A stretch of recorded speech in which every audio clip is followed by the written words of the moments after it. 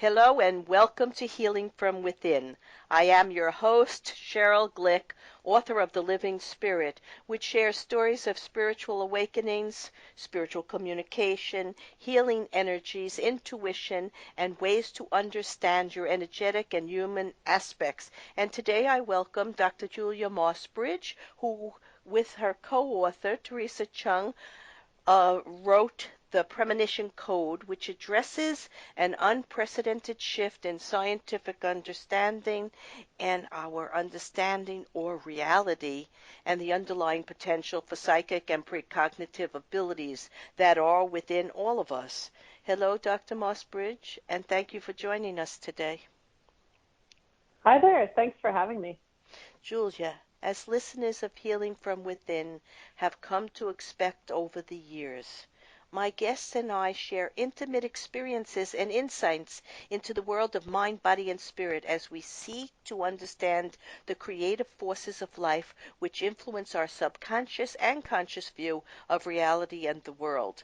Beyond time and space, there is the eternal life force of soul and spirit, and when we transcend the limitation to that thinking, we know ourselves as energy beings having a physical life.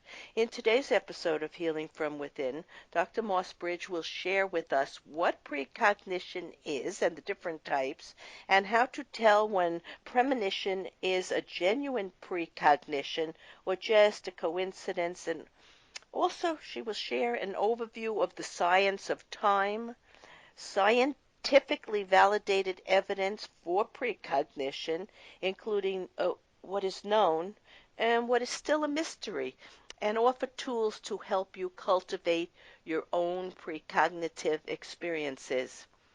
I always, Julia, love to ask my guests to think back to their childhood and remember a time, a place, an event, or dream that may have shown them or others the interest and work and lifestyle they would pursue in adulthood. So think back for a minute and see if you can relate to us. Yeah, when I was a kid, I thought about time a lot because I would have precognitive dreams. I would have these dreams with the details of like mundane details of my life that would occur the next day. Mm. And so it was very clear. I had a scientist. One of my parents, my dad was a physicist and my mom was a social worker. So I had sort of professional parents, and I could see that they did not know how to answer questions about consciousness and time. And so I thought, well, here's a mystery, and for whatever reason, my mind is one that loves mysteries. So I've been fascinated with time ever since. And then I've recently, in the last 10 years, started getting fascinated, probably because I have a child, started getting fascinated with unconditional love and thinking about how time and unconditional love interrelate. So that's a brief little history. Oh, interesting. When I began to do this work in earnest about 25 years ago, I was born as a very intuitive child also, and had dreams and awarenesses, and I would finish people's questions. I would answer them before they even finished them. So they said, oh, such a sensitive child. Maybe she'll outgrow this strangeness or whatever. And and so I know what you're talking about. But when I seriously, 25 years ago, started to study intuitive healing and mediumship, and taking my responsibility very seriously about how to bring messages into the world in these challenging times, I began to know that these words kept passing through me over and over, time and space. And I think that is a way for us to remember that there really is no time and space in a linear way, that we're everywhere. The past, the present, and future may be happening simultaneously, and that's why we can, as a medium, and you as an intuitive, can pick up a bit of the future and a bit of the past because they've already happened. So I think or they are happening. Or Currently, yeah. Yes, we can be in many different realities at the same. Our energy is so expansive that we can be in many. It's very interesting. So I wanted to share that with you. But let's go on to discuss what is precognition and how does premonition relate to it? Sure. Well, we titled the book The Premonition Code because premonition is a word that more people have heard of than precognition. A premonition comes from the roots pre, which is before, and moner, to warn. And originally it was always negative. So it was warning of a future event, a feeling. It was a feeling state of warning about a future event. Now people use premonition to mean a positive or negative thing. Some people might say, oh, I had a premonition, I'm going to win that raffle. Right. That would be a positive, right? Yeah, it doesn't have to be negative all the time. Yeah. Yeah, that's right. And so precognition is the more scientific term, and fewer people have heard of it. But one of the types of precognition is a premonition, something that you feel in your waking state. Mm-hmm. But there are other types of precognition, like precognitive dreams, as we were discussing, and precognitive compulsions, where you don't know why, but you feel compelled to do something, and later you realize, it saved your life or something. These are common experiences that people have had for thousands of years, and they're under the rubric of precognition. Yeah, like it's a sense of knowing and physiological changes that portend future events, and it's without our five senses necessarily. So that's what they talk about when they talk about a sixth sense. It is a scientific name for a group of abilities, and everybody has some level of this awareness, but very often they're frightened by it for whatever reasons. So as I've developed over the years these abilities to a finer level, I'm delighted by it because there is an amusing aspect to it as well. So for sure, it's very playful. Yeah, it's and very a lot of playful.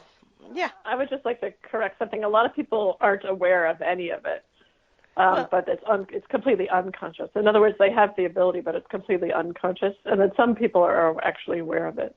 Sounds like you're aware of it.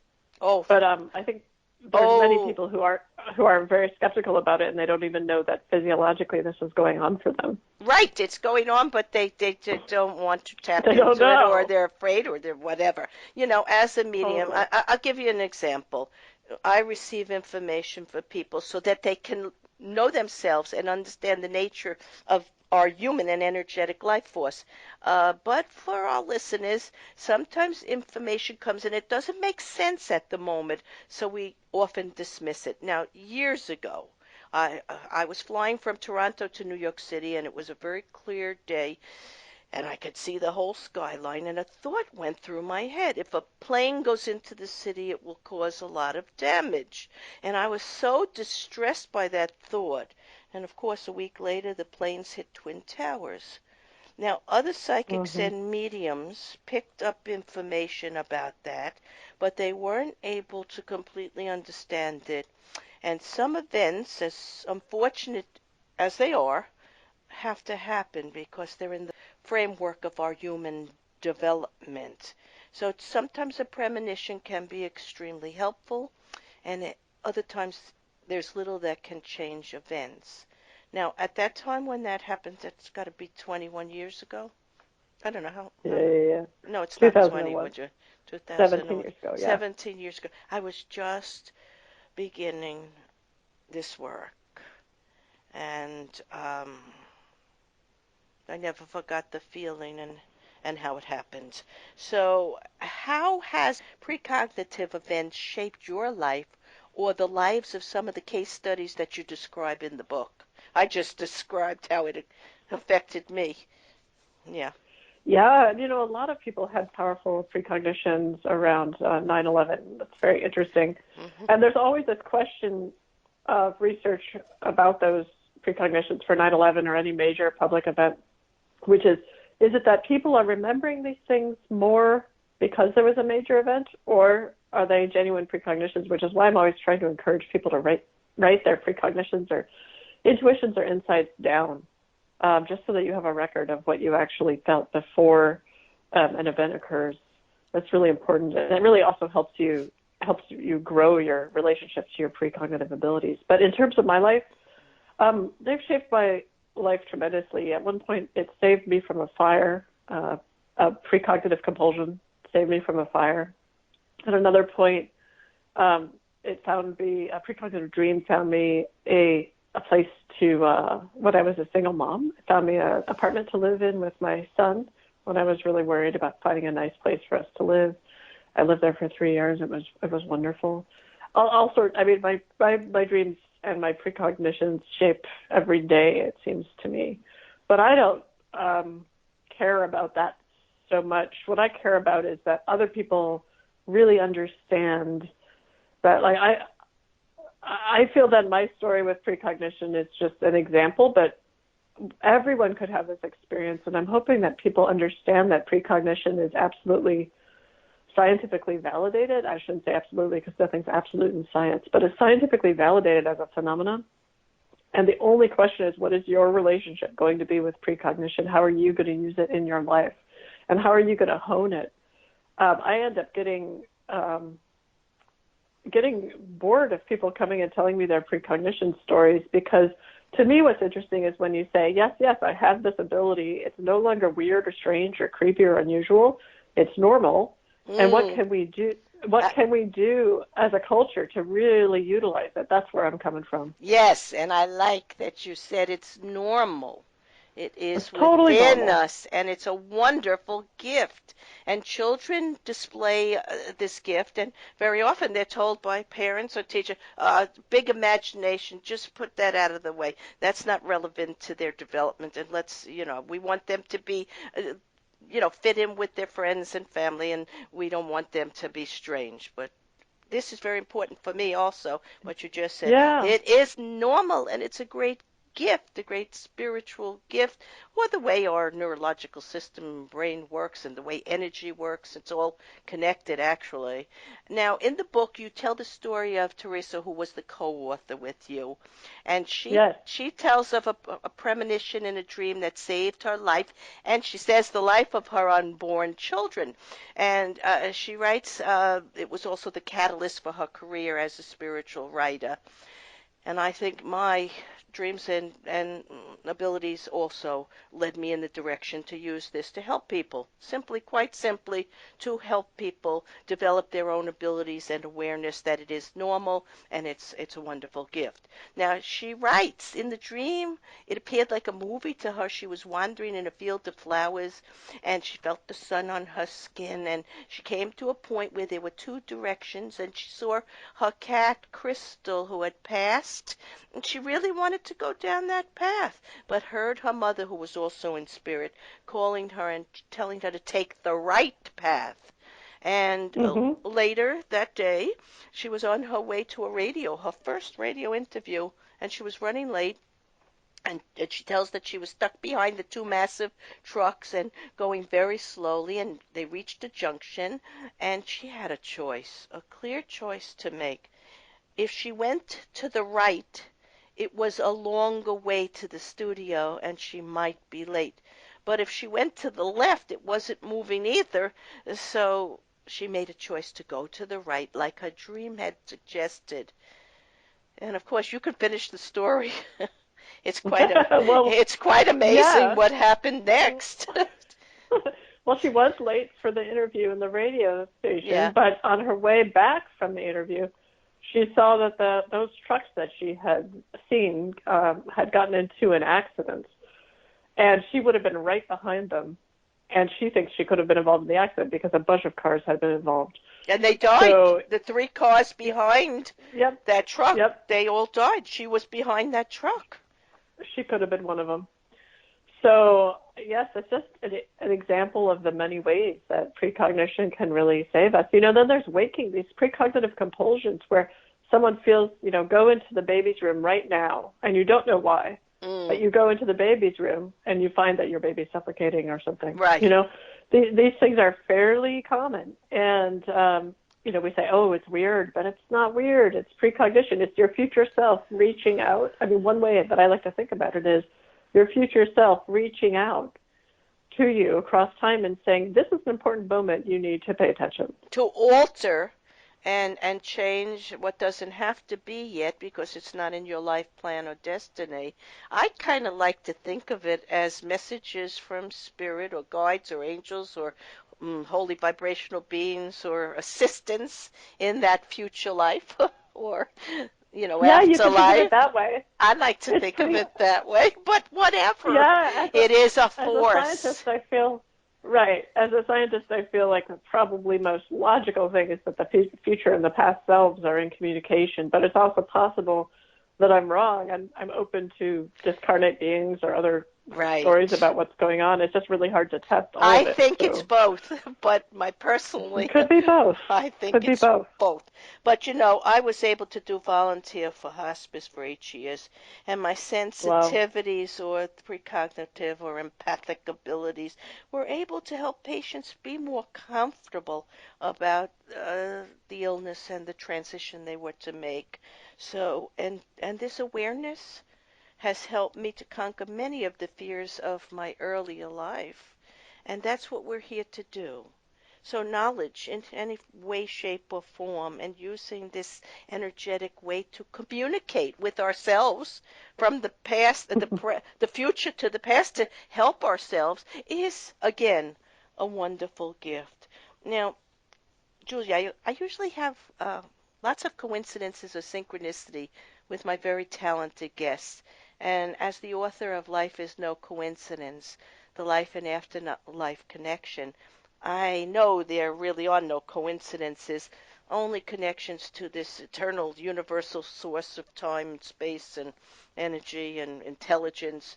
And it's for the purpose of evolution and change.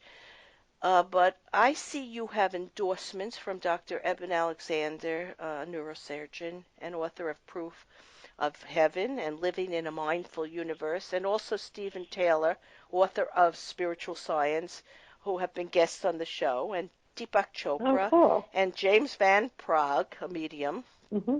international medium, and I have met them over the years. So I believe perhaps you have what seemed to be a coincidence with your co-author, Theresa Cheung, who wrote the preface to this, and also Lloyd Auerbach, who wrote the preface to this book, The Premonition Code. So can you tell us something of those seemingly coincidences, but really not Um, coincidences? um, well, that you. What is the coincidence here? Sorry, I'm confused. Is it that you know all of them, or what is the coincidence that we're talking about? Well, I think you had a coincidence with your co-author, how you got involved with her and decided to write this book. Oh, well, I didn't decide to write this book. she she had known me from another project, and she decided she wanted to write a book that had more scientific content in it than she had done in the past. And she liked me, and she knew I liked her. And so she contacted me and said, I already sent in a book proposal for a book called The Premonition Code to Watkins Media. You're my co-author. How do you feel about that? So you see, we could say it was meant to be.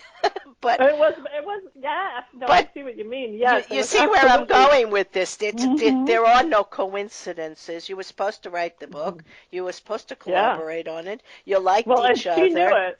Yeah, and She knew it, and she just did it, and they said yes, and I was like, okay, great, I'll just shh. do this then. I love it. She pursued it. She pursued it, and it had to happen, like most Yeah. things have to happen. Now, in the foreword of the book by Dean Radin, he describes a very interesting process, a simple shift in worldview, worldwide views that is compatible with an existing paradigm. It looks like horizontal slices within a pyramid. I found it very interesting. Could you tell us something about it and why it may help us to make sense of exceptional forms of consciousness such as genius, savants, and psychic phenomena? Sure. The idea is think of a human being as a pyramid, right? And at the top of the pyramid is just a little tip is what we can see about the person. So just their physical movements and their words, things they do in their life. And underneath that is all the things that we can't see. And at the lower levels are things that the person themselves isn't aware of, like they're unconscious. And the idea is that at the physical level, you have these rules about there's me and there's you and we're separate. Yes. As you go down the pyramid, those rules start to fall away, to the point where what's inside, when I think of thought, that's not a physical thing. So that doesn't have to follow physical rules. So it may or may not be separate from your thoughts, depending on what goes on underneath that level, which is at the unconscious level. And when you drill down enough, you get to a level that's shared between all the humans and all the conscious beings, which is the common ground, which is outside of space and time.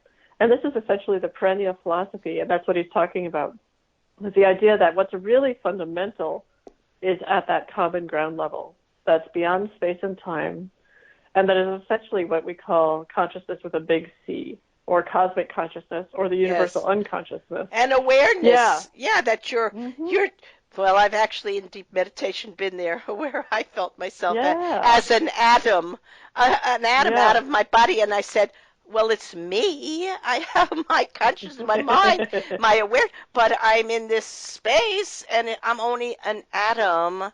And most people who are trying to delve into the mysteries of life, physical and spiritual life, have these experiences, and Yes. it's very it's very amazing. Now, you say it's critical to hold on to two convictions. First, the future is not set in stone, and second, while you can likely affect it, you may not have complete power to change it in the direction you want. Can you explain that, and also the technical term retrocausality? Okay, two different ideas. So let's start with the first thing. It's the reason it's important to recognize that the future is not set in stone is a psychological reason. We don't actually understand in terms of physics how time works, and so it's possible that the future is set in stone. It's not likely given quantum mechanics, but also psychologically, people do better when they feel like they could have some kind of influence over what happens in the future. So it's just psychologically a good way to go unless we have other information.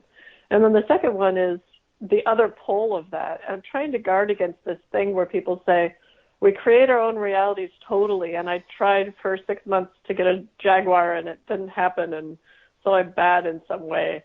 And the point is that we partially create our own reality. I mean, so the evidence suggests that we have a small influence on what happens using our minds and our thoughts, but not a big influence, and the rest of the world has a lot of influence. And so it's just a way of saying don't go all the way to the end where you think you have absolute control over the future either. So it's not set in stone, and you don't have absolute control. It's like a way of saying the future is, you're not God, and you're also not completely at the mercy. Yes, I like to think of it this way. Things can change because with our consciousness, we have choices, and our choices can change certain possibilities. But some of it is written in stone. We come with I believe, a life plan. People we're going to meet, experiences we might have, things that our soul or energy has wished to develop or refine perhaps in this physical lifetime. But you're right, we need to know that we can make choices that can influence. While we don't have complete control of the events that happen to us, we do have Right. control of our attitudes and our That's behaviors right. and our way of Yeah. seeing life as either good or bad. And yes, I can hear it in your voice. You're a very positive, joyful person, very uplifting, Hmm. and that's the way that we refine ourselves, going always from fear or negativity to a more joyful state. And that's what life is about. And that's what energy is about. It takes us through that. But I'd like to tell, for our listeners there, I'd like them to know something. Years ago, my Aunt Lily, who's now in spirit, when I was studying and I was becoming more aware of my intuitive gifts, my Aunt Lily told me, and now she was not from my side of the family. She married my uncle, right? So she was from a Mm-hmm. different biological family. She told me that 2 weeks before her father passed, she dreamed that it was happening, and she didn't mention it to her mother because, like you, it started at a young age, and she was aware that many of the things she dreamed about did happen. So she didn't say anything, and he did pass in 2 weeks, and I kind of hope she didn't feel she was in any way the cause of that event. for she was a teenager. And as a medium, I know we all have a time to come and go, as it is in our eternal life plan. And we were just talking about this. There can, of course, be changes, but generally not that much. So the thing for our listeners out there, for people who are becoming aware of their gifts or having these, never blame yourself or anyone else, because things sometimes have to go the way they were meant to. And I just wanted to bring that in because I wouldn't like people to feel, that they were in any way, shape, or form responsible for what happened. Oh, I agree. I think that's really important that you have a vote, but not a veto. Oh, okay, that's a great way to look at it. So, Julia, what do you want readers to take away with them after reading the Premonition Code? I mean, there's a lot to take away, but and what would you like? Well, I would like them to develop, get curious about developing a relationship with their future self, so that they can feel the love and pass on that love over time. Beautifully, beautifully said. I want to Well, thank thanks. you. Beautifully said. Dr. Julia Mossbridge and your co-author, who's not with us today, Theresa Cheung, authors of the Premonition Code, for sharing stories and new insights into an area of mind, body, and spirit that allows ourselves to begin to awaken to what lies dormant in each of us, the ability to know ourselves as energy beings capable of precognitive, psychic, metaphysical, and spiritual happenings that help us move past childhood fears and limitations to use our dreams and premonitions to improve the quality of life. To learn more and to purchase this book, go to Amazon.com. In summarizing today's episode of Healing from Within, it has been my great pleasure to share our many years of exploring the mysteries of time and space and spiritual awareness of the complexities of human and energetic life in order to garnish a greater way to advance this great potential we all share to be present, aware, and to utilize precognition, premonition, psychic gifts such as clairvoyance, telepathy, and psychokinesis to learn about more about the creative force of universal life and to use this knowledge to understand ourselves as spiritual beings, having a physical life able to bridge the gap between life and universal energy. This awareness ultimately helps us to discover there is no death, only a transference or transition to new life beyond this physical life. Now, I love the way both authors offered what life might be like as a positive precog who learns to be unique in their approach to using dreams, premonitions, and any kind of psychic awareness to make life more positive. And they wrote, all positive precogs should strive to embody 5 reach principles. Number 1, respect for the unknown. 2, ethics in our use of precognition. 3, accuracy of our precognitive skills. 4, compassion for ourselves and others. 5, honesty in all our dealings.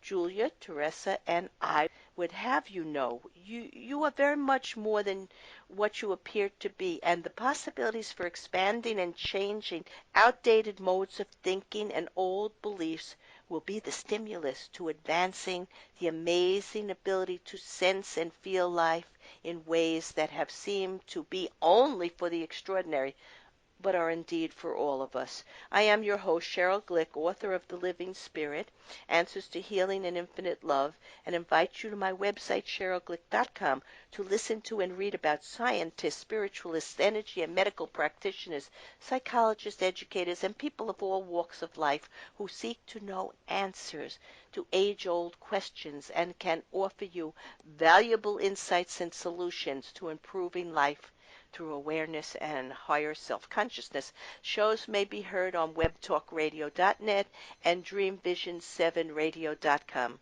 Thank you.